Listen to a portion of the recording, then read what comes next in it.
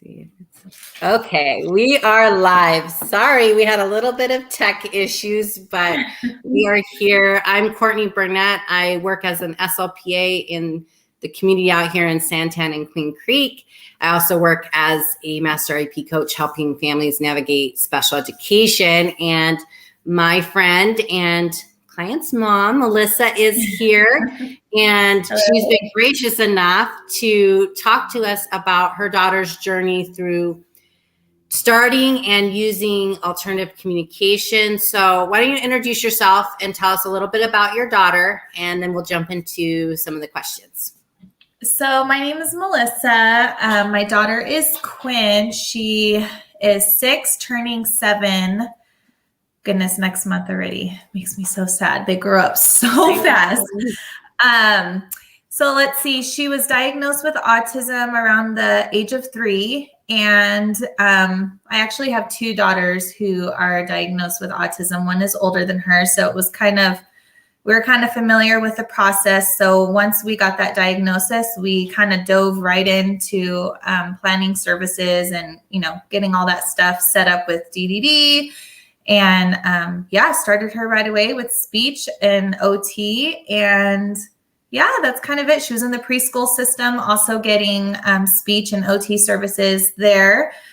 She was very delayed in speech, started off nonverbal, and now she has an AAC device and is growing, like definitely expanding her vocab, and just has come such a long way just in these last few years. So That's awesome.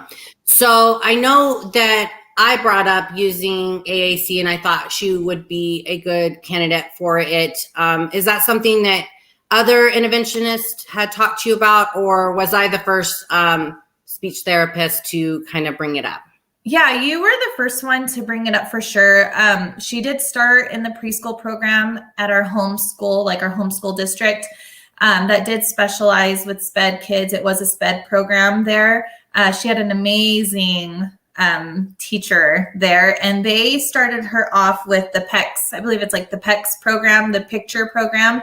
And she caught on quickly to that with the I-Want, using the pictures, visuals for her. She definitely is a visual learner. So when you brought up the AAC device, and I know you kind of showed me like with Hannah's, how that went about. I mean, right away, I just thought that would be perfect for her. I mean, there was no doubt in my mind that, how well she would do with it. So, And so we went through the DDD system, the old system, because I know some people are watching and just recently changed in January, but they came out and they did an evaluation, and they actually recommended LAMP, which I feel like couldn't have been a more perfect device for her, just because of the motor planning aspect and creating grammatically correct sentences. And I don't know, I find it easy to use and get to know the motor planning as a therapist and modeling for her. So I feel like she's done really well with it. I know we had some major delays in getting it through the different insurance avenues, but once she got it, I feel like it's been nothing but just amazing for her as far as it doing what it meant to do. Yeah, progress for sure. I was just curious. I know that I've heard from other parents and even other therapists that there's some myths surrounding AAC, especially one of the myths is that if your child gets a device, that it will hinder the development of verbal speech. So did you encounter any kind of negative pushback, or people saying like, I think this could hurt her ability to talk, or was it? I didn't get so much pushback. I didn't get so much pushback as far as like, maybe that wouldn't be good for her. But I did get questioned a lot as far as, people would ask like, well, if she has that, do you think that maybe she won't want to use her voice to talk, or those types of questions? Her school staff, the speech therapist there, they were actually on board with it. They didn't necessarily recommend it obviously they didn't recommend it. It was you. But once I told them about it, like, hey, this is what we want. This is what we're going to be doing. They were definitely on board. There wasn't really any pushback. They weren't very familiar with it. So I felt like it was very new for them. So they did have a lot of questions as far as how to use it. It was all new for me too, but I mean, you get the hang of it once you just, continue with it. But yeah, even family members, some friends, they did ask like, well, do you think that will actually stop her from talking and she won't want to talk because she has that instead? And I have seen the opposite of that. I mean, she started off with very, very few words. Her tone, like she would whisper a lot.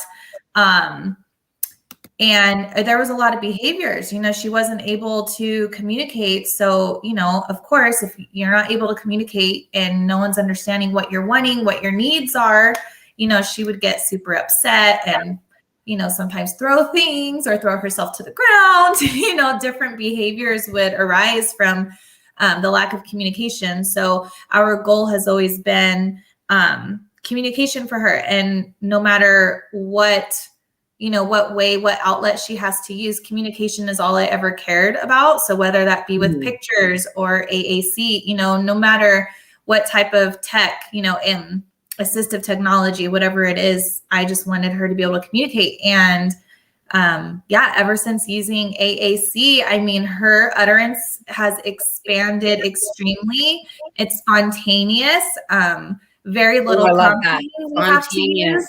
That's what we want. We want spontaneous, meaningful communication from her, like to be something that her ideas are coming out.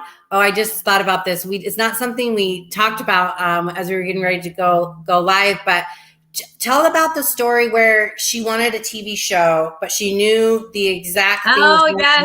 I love that. I love this story because it's awesome. So she goes through phases of shows that she gets into. And actually her first sentence she ever created on a device was actually during her evaluation. And right when she created that sentence, that was their decision. Like, okay, lamp is for her. She has this down. Was bear hunt. She's obsessed with going on a bear hunt song. And so, he showed her where bear was at and where hunt was at.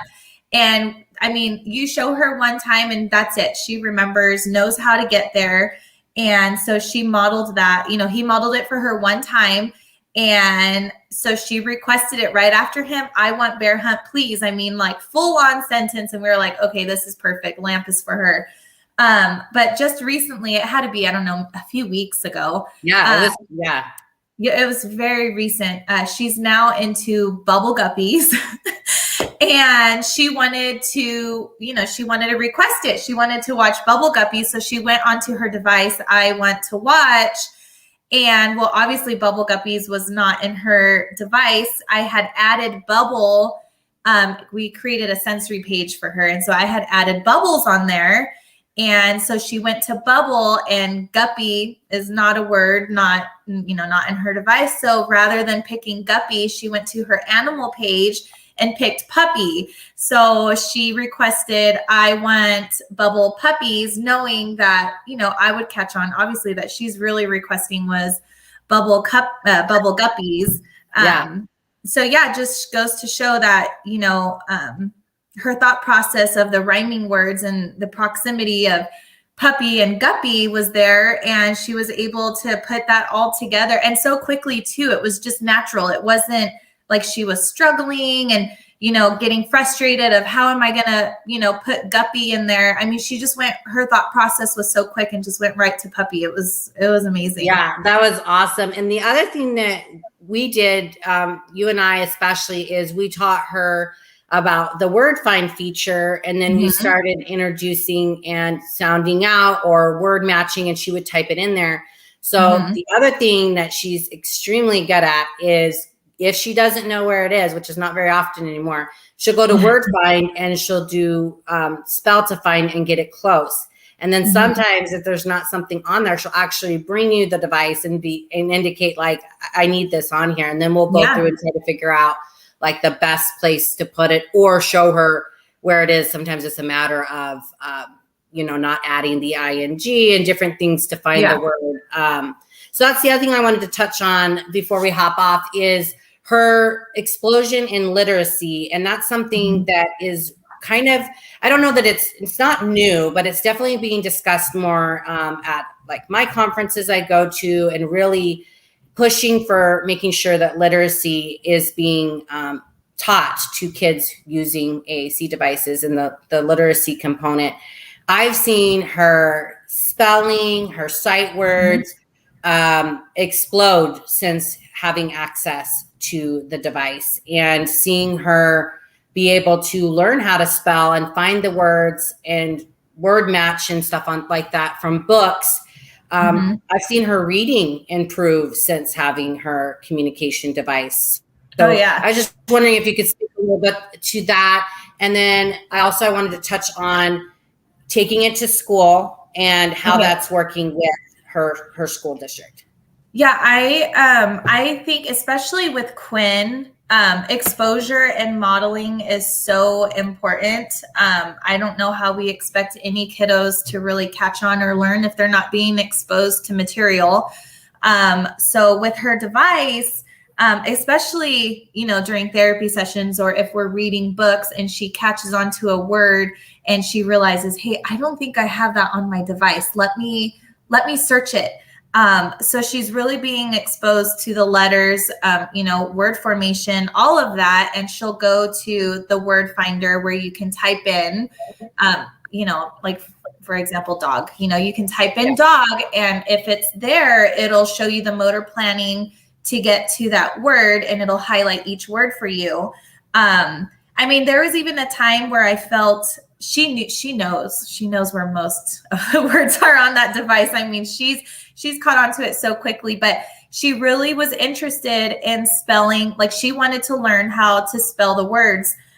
So rather than even using the device just to go to the word super quickly, she wanted to spell out each word. And I just felt that helped her so much with her reading. She was just, exposed to the words and really catching on, spelling it out. And as you spell it, it says, each letter and says the word for you. And so that repetitive exposure just really helped her, grasp, I think, the concept of reading. She's reading. She is and actually the other reading. thing that she's caught on to is we've been talking about like compound words, or especially with lamp. So like jellyfish. So I was showing her how we had to go to jelly and then to fish to make jellyfish. And so she's definitely caught on to that. Sometimes you have to go two places to build the word, especially with lamp. The way they have it, generally speaking, is there's one place for jelly, there's one place for fish. It's a little bit different than, let's say, Touch Chat or Nova Chat, where you can have different groupings. Lamp's really big on having one place for the word, like even orange is one motor planning. There should only be one motor plan to get to each, each word. So that way, they so that's been cool to see too. Yeah. And then I love that. So at school, the school has been so open and trying, it's like I said, it's new for everyone at her school. They don't use AAC. They don't have any kiddos right now that are using it, but they have been so open to all suggestions anytime. If there's, sometimes they feel like, oh, maybe she's playing on the device. And I ask them, okay, like, what's going on? What makes you think she's playing on it? And they're like, oh, she just is going here. She's going here. And I'm like, no, that's great. She's exploring the device. That's not playing. Like, she's doing great.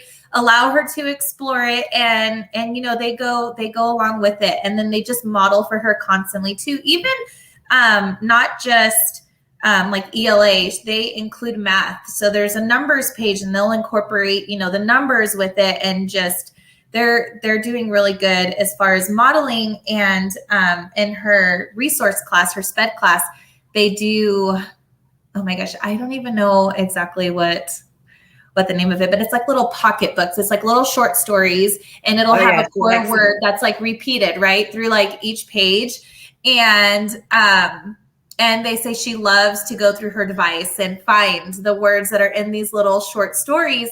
And so anytime that there's not a word in there, I have a little daily log that they give me every day. They have the sentence of the day by Quinn and all these things about her every day that I get. And they'll add on there, please add to device, whatever word it was that was in the story that, it wasn't in her device that she's requesting, that she wants those words in her device. And even if she's able to, verbally say those words, she still likes them. She wants everything in her device. Like that's her talker. She needs to have it in there, and she won't stop until she has it in there, even if she's able to verbalize it. So it's definitely, it's a good outlet for her for sure. Even at school. And for maybe some parents who are new or unsure, there's a couple different avenues. So Quinn brings her device to school, and then we have it on her IEP. And so this is really important. It's going to be an advocacy tip for some parents out there.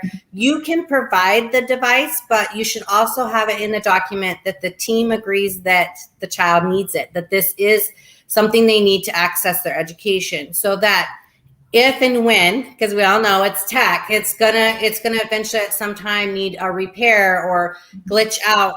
The school should offer something similar and comparable for her education if the device being provided from home is broken or needs repair. So getting it in there that yes, currently the device is being provided by parent, so through private insurance or access, whatnot.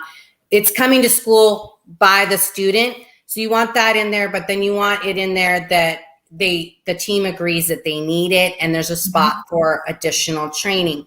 This is something I did not know about until I started helping and taking additional courses on understanding the IEP process. The school has a spot for additional training and support for staff. And so you can request that they get that additional support and training to be brought up to speed on the device. And so it's incorporated throughout Quinn's IEP. It's incorporated that it's a mode in which she can answer or do whatever she needs to do. It has a strap on it. It goes with her in all settings. And the more, like you were saying about modeling and that sort of thing, the more places it goes, the more people that are modeling, the faster the child will catch on. And I know Melissa is just getting ready to graduate as an SLPA. And here's an interesting statistic for you if you hadn't heard it yet, that if a child was to go to speech for 20 minutes, 2 times a week, and that's the only place they were exposed to their AAC device, it would take them like 84 years to get the same vocabulary as I think it was like an 18-month-old, something like that. I mean, I don't have the exact statistic in front of me, but it's frightening, 84 years. So we don't have 84 years before we want our children being able to spontaneously communicate meaningful ways. And then the last thing that I'll kind of touch on that's been really exciting as her therapist to kind of see her develop is her emotions, and going to the emotion page and be able to say and sign grumpy or tummy hurt, or the things that I'm still working towards for my daughter, seeing those come to fruition for her and be able to tell you that her tummy hurts or she's feeling grumpy. And I think that sometimes we make a mistake as education and professionals of just too much compliance of do this, we need to get away from this drilling. It needs to be natural. It needs to be meaningful for them and spontaneous. And that teaching I don't like that. I don't want that. Protesting is also a way of teaching self-advocacy skills for them, big picture. And so sometimes we skip that because we're focused on like, I want, and greetings, and those are important. I'm not saying they're not important, but I also think it's equally important to say, I need a break. I don't like that. I need a sensory break. She's requested that several times. I need to swing, and be able to advocate and honor her needs sensory wise too, as well as just like being able to communicate if her tummy's hurting or if she hurt herself. I know for a lot of parents watching, that's a huge thing that we want for our kids who are nonverbal or low verbal, the ability to express things that are hurting or things that somebody has done that they don't like is something that is important for all environments and every stage of life of self-advocacy in different environments too. So, yeah. And I love that she learned sign language when you were in that sign language class, and she was just like rocking it. And I know. Sign it and then go find it on her device. And I really appreciate you going live with me and sharing your experience. And I hope that other parents see that there's so much positivity and surrounding augmentative and alternative communication, that their child can grow and explore with communication in whatever way that's good for them, that makes sense for them, you know. And one regret I have as my daughter is 17 is I spent too many years trying to, I don't know, I wanted her to talk so badly. I wanted her to babble. And I know it was years ago and it wasn't quite where it is in this day and age now with devices and technology and everything, but I regret pushing something that wasn't working. Like, it was clear Hannah was not making progress, but I didn't have anybody else telling me like, we should stop. We should not stop, but like, we should go in a different direction. Like, we have exhausted trying to get Hannah to babble. Like, she never mimicked. She never did word approximation, but I was the one that was like, finally, like literally first grade, I was like, we still aren't talking. Like, and Hannah, I wish I would have kept it. I threw it away. Melissa, you would have just died. It was this huge archaic, this was like early 2000s, so it wasn't even like that long ago, but it was this huge archaic heavy pieces of equipment, and it had 8 possible pages, and you had to turn a switch on the back, and then it would be like page 1, you would have these, page 2, but it totally went against motor planning, because every new page had a new word in the spot that Cookie was, you know. Yeah. And then tomorrow it was frog. And so there was a lot of things that, you know, we were exploring and just the way that tech was. But around 2nd grade, she got her first like iPad communication device. And that's when I saw an explosion from starting with Go Talk Now with 4 squares. And today Hannah is on Nova Chat 60 per page, and is really starting to pick up and thrive with that. And so I know I've been talking and taking some courses where early interventionists are like, we're waiting too long to introduce this, when it can, the studies and research have shown it's beneficial. So we should not be waiting to introduce this. And so I know that was a regret, but I tell all parents all the time, even when I'm coaching them with IEPs, we do the best we can with the knowledge of and what we have at that moment. And when we learn and know better, we do better. And so I can't really hold myself to a standard of, you know, where I was at that point as Hannah's mom and where I'm at now of just technology and different researches, and everything's so different from when she was little. But I know that if there's a young mom out there with a young child, or a young child, I was not saying young mom, but anyways, a child that's little, I would encourage you not to wait to introduce visual supports and communication, because every client I've had in my 10 years of doing SLPA is everyone improves. Everyone I see benefits. I have not seen any client, be harmed by introducing visual supports or visual communication. So, well, I appreciate you. Any final thoughts for parents? I think if I could give any advice to anyone is to not be afraid to introduce this. And when you're with your child, show excitement. When I'm using the device with Quinn, even when I'm speaking with her, I model what I'm saying to her on the device so that she sees that it's interactive. It goes both ways,